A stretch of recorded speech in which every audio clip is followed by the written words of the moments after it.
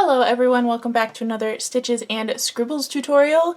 This is going to be the first tutorial in our Dungeons & Dragons knitting series. So since this is the very first one, I'll give you a little bit of background into why I decided to do this project.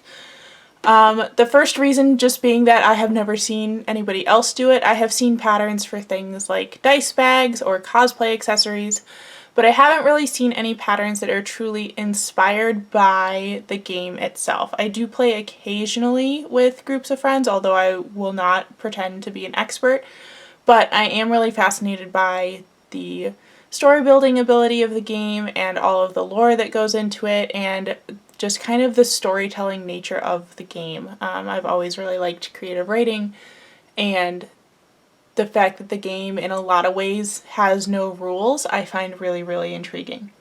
So I decided to do a knitting series inspired by all of the races in Dungeons & Dragons that you can choose as a character to play.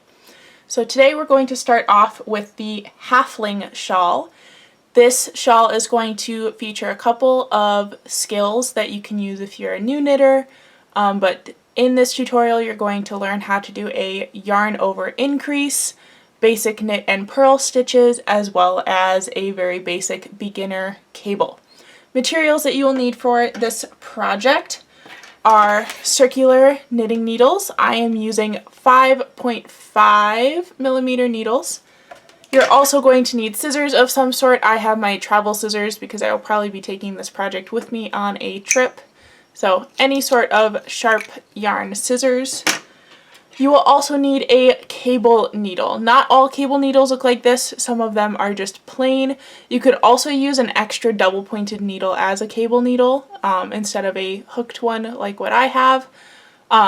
Honestly, I've used colored pencils as cable needles before, so whatever works for you, just another long thin object that's about the same size as your needle size. Lastly, of course, you're going to need your yarn. Today I am doing this in the Mandala Tweed Stripes in the color Buddha. I thought that the tweed stripes really gave kind of a halfling feel of things that are homemade and simple but still kind of bright and happy. And I do realize that a lot of my mental image of halflings in Dungeons & Dragons is really just hobbits from Lord of the Rings. So this spoke as very hobbity to me. I could picture a little hobbit in Lord of the Rings wearing a shawl made out of this because it's just bright and happy colors but still kind of homey, and I don't know, I just thought that this was the perfect yarn for this project. So I do have 3 of these, and I am planning on using all 3 for mine because I want this to be a very large shawl. However, once we get into the pattern, you'll see that you can kind of adjust the size to the yarn you have, what size you want the project to be. It will work with any type of yarn. You just need to adjust your needle size. So let's go ahead and dive right in. First by finding that center pull, and I'm really, really bad at this. Oh, that one wasn't too bad.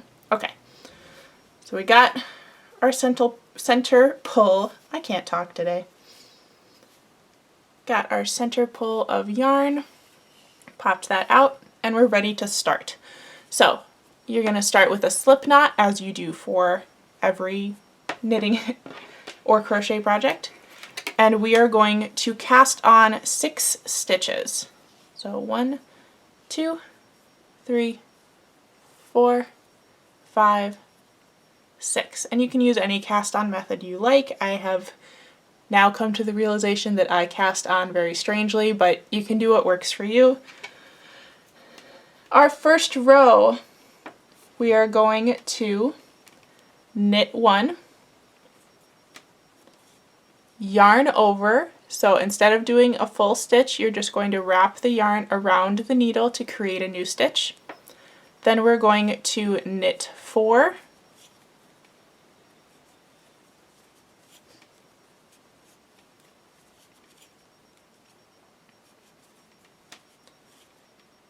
we're going to yarn over again, and then knit 1.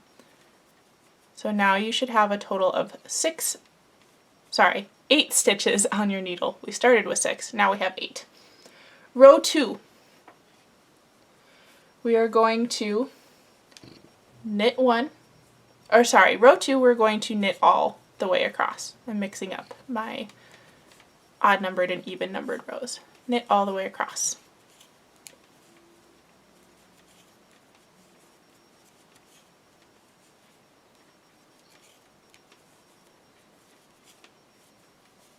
Like so. Row 3, we are going to knit 1, yarn over, knit 6, 1, 2, 3, 4, 5, 6, yarn over, and knit 1. Now we should have 10 stitches on the needle. We're still working on the setup rows right now, so we aren't starting the cables or knit and purl stitches yet. Your next row, you're going to knit all the way across.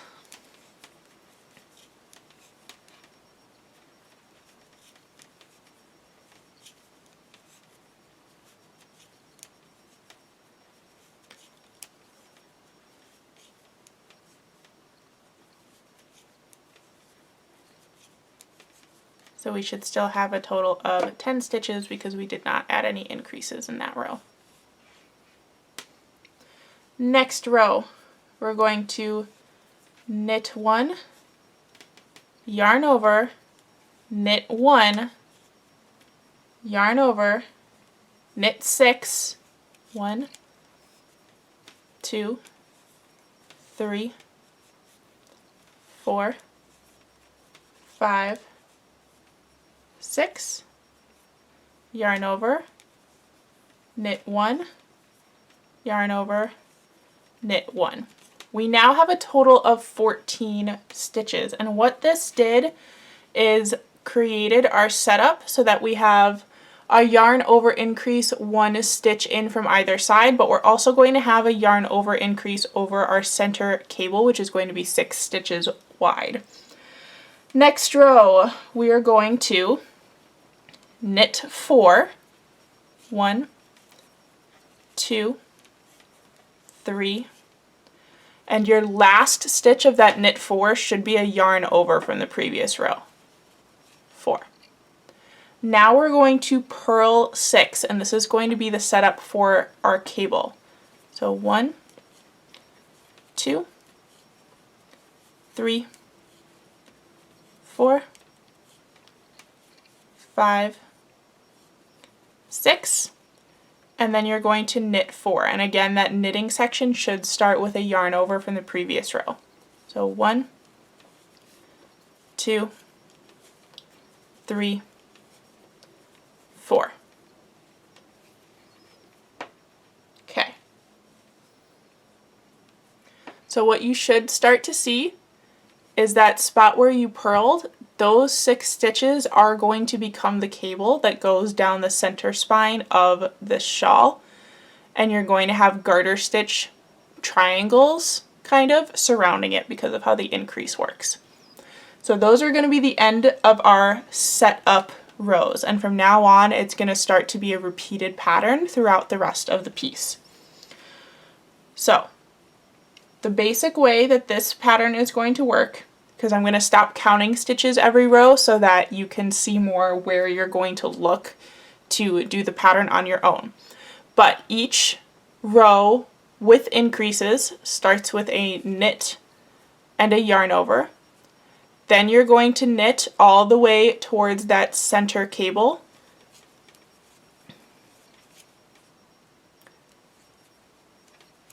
Once you have knitted the last stitch before the center cable, so that purl section, you're going to do another yarn over.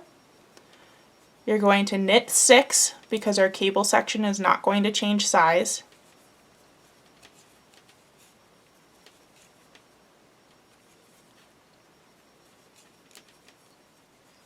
You're going to do another yarn over on the other side of the cable. Knit until there's 1 stitch left. Do a yarn over and knit your last stitch. On the wrong side, or the non-increase rows, you should be knitting all the way to that center cable, purling 6, and then knitting all the way on the other side. So you're going to knit, and your second stitch should be the yarn over from the previous row. So you're going to knit until you find that yarn over, and that will signal that it's your last stitch. So there's my yarn over from the previous row. So that's going to be my last knit stitch. Now I'm going to purl 6. 1, 2, 3, 4, 5, 6. Now I'm going to knit all the way to the other side.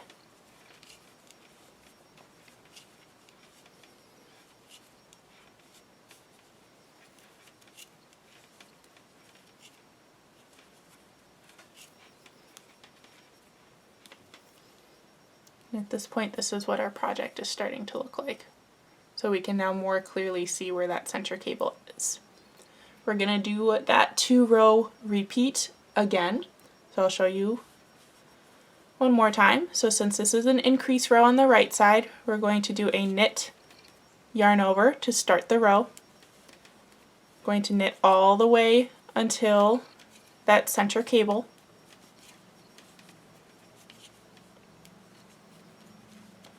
Now that I have reached the cable, I'm going to do another yarn over, knit 6,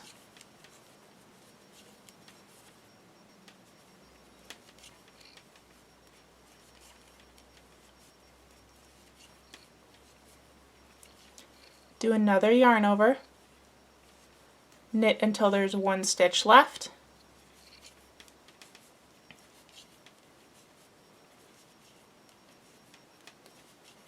do a yarn over as your second to last stitch, and knit the last one. Now on the wrong side, we're going to knit until you find that yarn over on the side of the cable.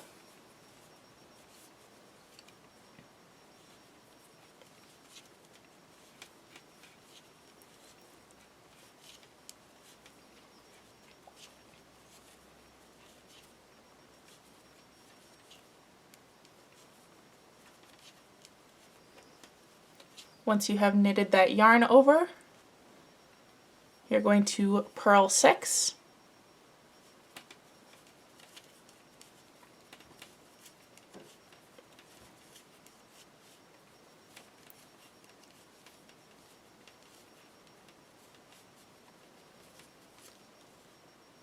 then you're going to switch back to knitting for the rest of the row.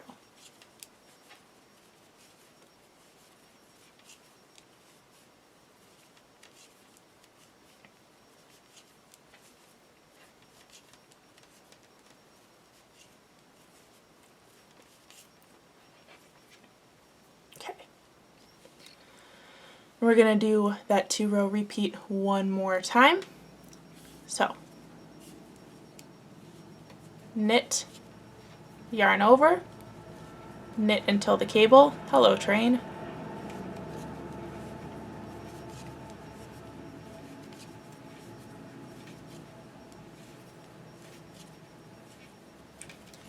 yarn over when you get to that center cable, knit 6,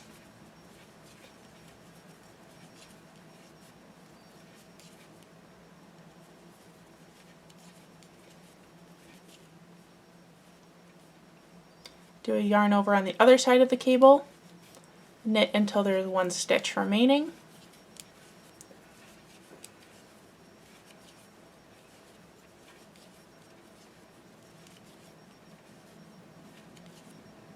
do a yarn over, and knit your last stitch.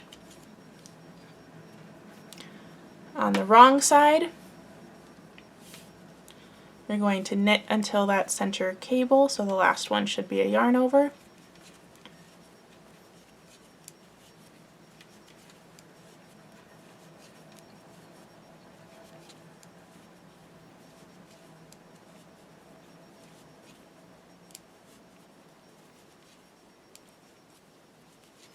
You're going to purl 6,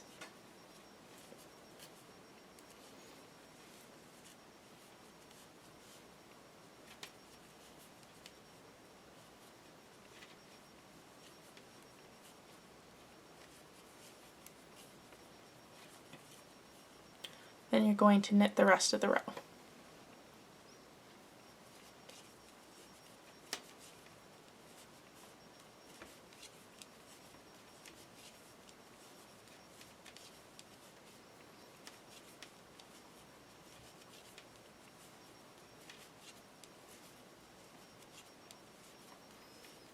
Okay. This is the row where we're going to introduce how to do a cable. So once you get the pattern going, you're going to do a cable row every 8 rows. So we've started off with only, should just be 7, just because we started on a wrong side row to create the cable shape, but you're going to have 7 rows in between every cable row so that it's a repeat of 8 rows. So we're going to start our increase row as normal. So you're going to knit 1, yarn over, knit until the cable,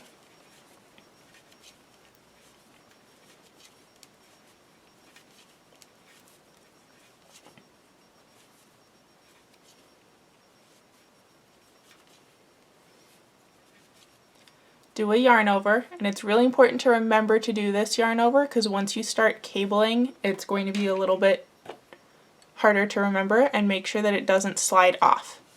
Then with your cable needle, you're going to slide the next 3 stitches onto the cable needle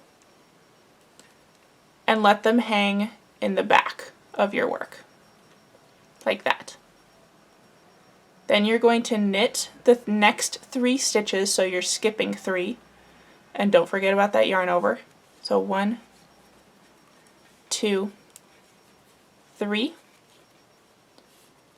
Then you're going to knit the 3 stitches that are on your cable needle. So 1, 2, 3. Then put your cable needle down. Do another yarn over because we're now on the other side of the cable. Knit until there's 1 stitch left.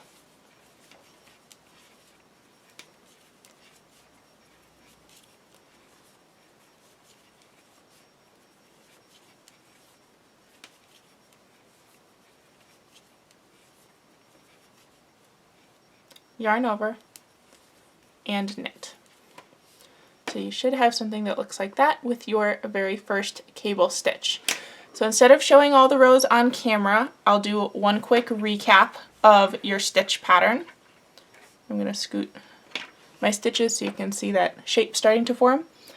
So your right side rows should always be a knit yarn over to start the row, knitting till you get to the center cable, doing a yarn over, doing your knits for the cable row, a yarn over, knitting until the last stitch, yarn over, knit. So you should have yarn over increases on either side of the cable and on the edges. On your wrong side rows, you're going to knit all of them, including those yarn overs, to the center, purl 6 for your cable, and knit back across. If it's a cable row, which should be every 4th right side row, you're going to do that cable back where you put 3 stitches onto the cable needle, let them drop behind your work, knit the next 3, and then knit the one on the cable needle. I'll show you a little bit of progress once I get a little bit farther off camera, but that should be your basic 8-row repeat, which really it's a 2-row repeat with 1 row every 8 rows that has that cable stitch. So pretty easy pattern, especially if you're practicing yarn over increases and cables. So I'll show you that progress in a little while. Just wanted to show you what the shawl starts to look like as you start those increases. So I've done 1, 2, 3, 4, 5 cable rows at this point, and I'm starting to work into some different colors.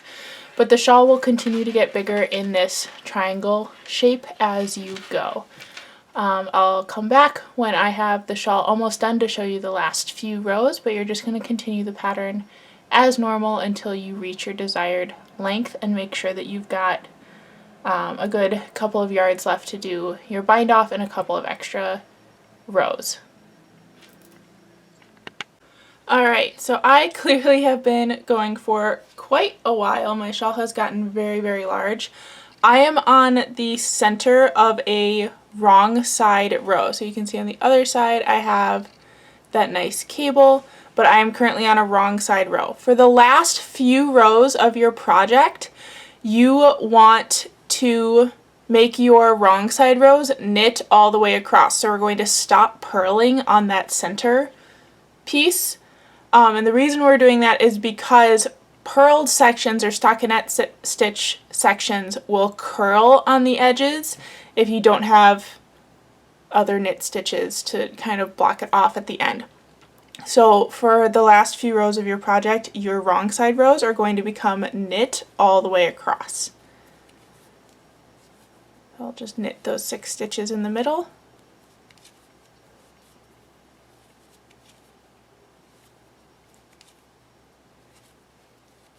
And then again, you should see that yarn over on the other side, and you would just keep going all the way across.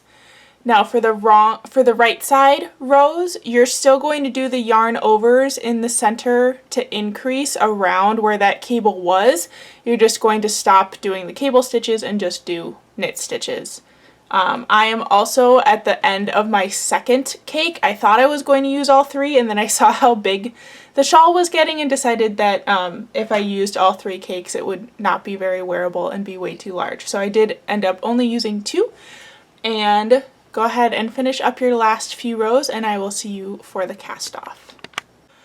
Alright, and to finish up our shawl, we're just going to do a basic bind off stitch. So if you want to do a stretchy bind off or any other variations, that's up to you, but I'm just going to do a plain one for now. So what you do for that is you knit 1, knit again, and then use your left hand needle to pull the first stitch over the second one. Then you knit 1, pull the first stitch over the second one, and you want to keep doing that pattern all the way to the end so that all of your stitches bind off. Should look like that. Alright, and here is the final shawl. I am showing it inside out so that you can see those cables. With the 2 skeins of the Lion Brand Mandala Tweed, it got very, very long. I'm about 5'8", and it went well past my waist in the back and hung even lower in the front because of the way the shaping worked. It is long enough to wear as like the wrap sweater style where you wrap both of the front pieces around and tie them in the back. So it did end up quite big and quite stretchy. I'll give you a closer view of how those cables worked up with the lace around the edges. And then this is the edging of the shawl with those lace edges as well. I hope you enjoyed this tutorial, and I'll see you in my next video. And let me know by leaving a comment below if you're excited about this Dungeons & Dragons series. I know I certainly am. I think it's a great opportunity to try some creative new things with patterns and drawing inspiration that I haven't seen from other crafters. So I hope you are enjoying this series, and I'll see you next time. Bye!